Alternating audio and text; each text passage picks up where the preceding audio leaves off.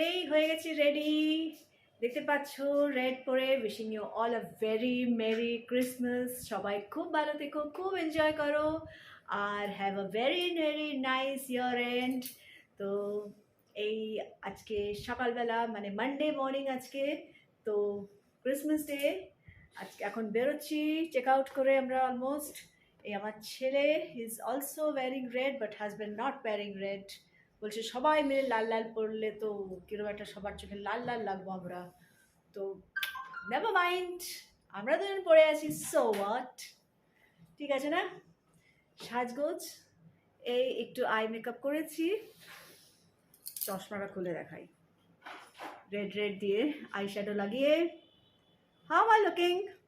ওই বাবা। তো এই হচ্ছি, পনি বানিয়ে নিয়েছি একটা। তো এই হচ্ছে আমার ক্রিসমাস ড্রেস। এইখানে পুরোটা দেখতে পাবে, চটিগুলো ইগনোর করো। এই হচ্ছে ফুল ড্রেস, একটা পরেছি, বাট বেলায় যে অবস্থা হবে সেটা তো আমি বুঝতেই পারছি গরমে, but it is okay. Mostly গাড়িতে থাকবো, এসি চলবে গাড়িতে।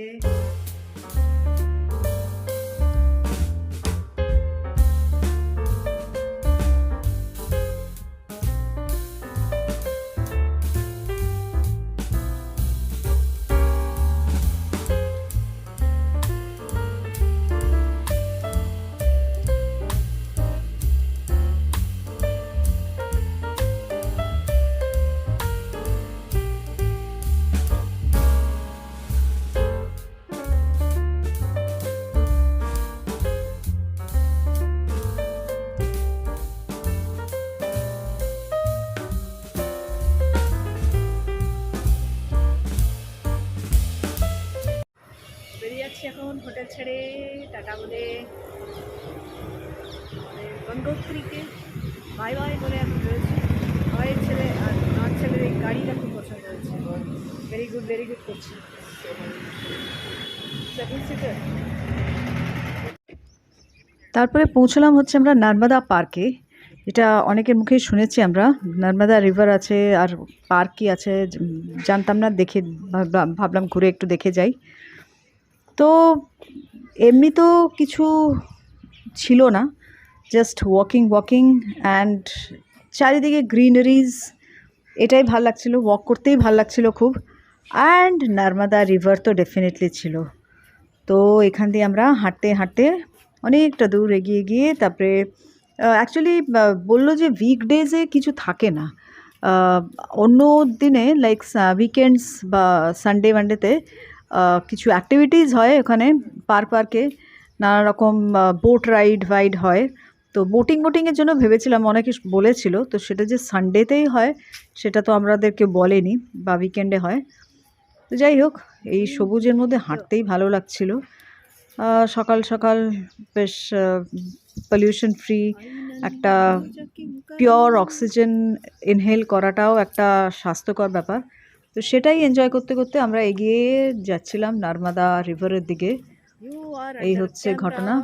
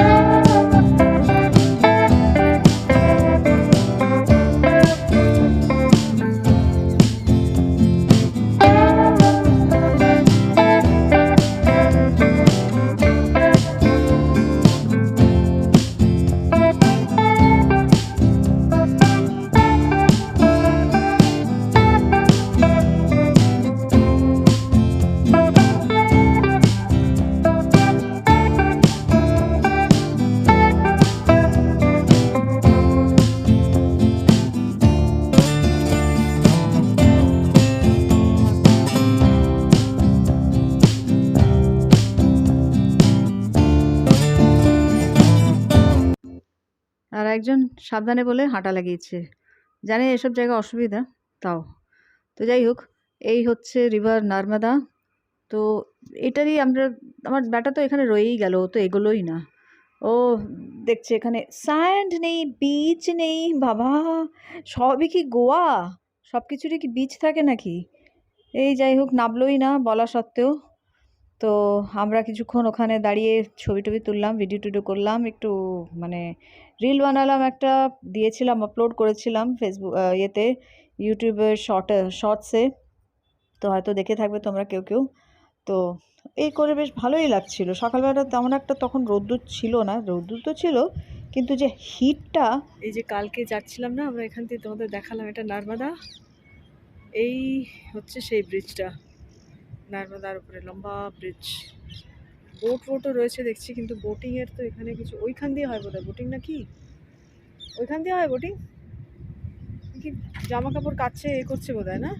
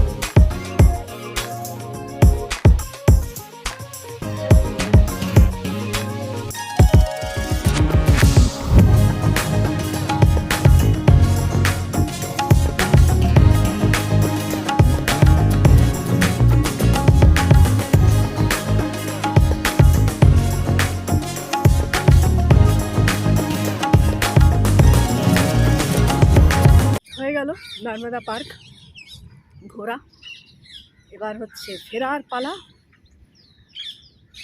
হয়ে গেল ভারুচ ট্রাভেল ট্যুর। এবার যে যার জায়গায়, যে যার মানে আমাদের তো সবাই একই জায়গায়। তো সানডেতে মোস্টলি অ্যাক্টিভিটিস হয় এখানে, যা হওয়ার। Park is open, so this is it. Green and প্রচুর পাখি দেখা যাচ্ছে। পাখি মানে ওই গাছে আর কি, শোনা যাচ্ছে মোস্টলি, দেখা কম যাচ্ছে, দেখা গেলে দেখাতাম। শোনা যাচ্ছে পাখির কিচিরমিচির, হয়তো শুনতে পাচ্ছ। এই আর কি, রিলস বানালাম, হো গিয়া। তারপরে নেমে গেছি লাঞ্চের জন্য, এসছি একটা জায়গাতে। আর এইখানে দেখো আরেকজনকে মেনু কার্ড মুখস্থ করছে। এক একটা আইটেম দেখে দেখে উনি ডিসাইড করবেন কোনটা খাবেন। এত টাইম লাগায় ওখানে, তোমাকে কানতে হবে না, কিছু কানতে হবে।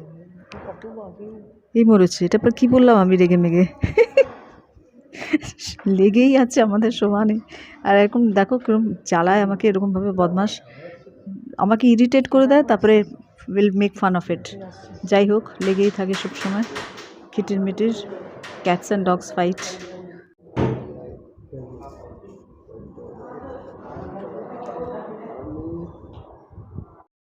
আর এটা হচ্ছে 1-2 দিন পরে আমি জেপ্টোতে সর্ষে শাক পেয়েছিলাম।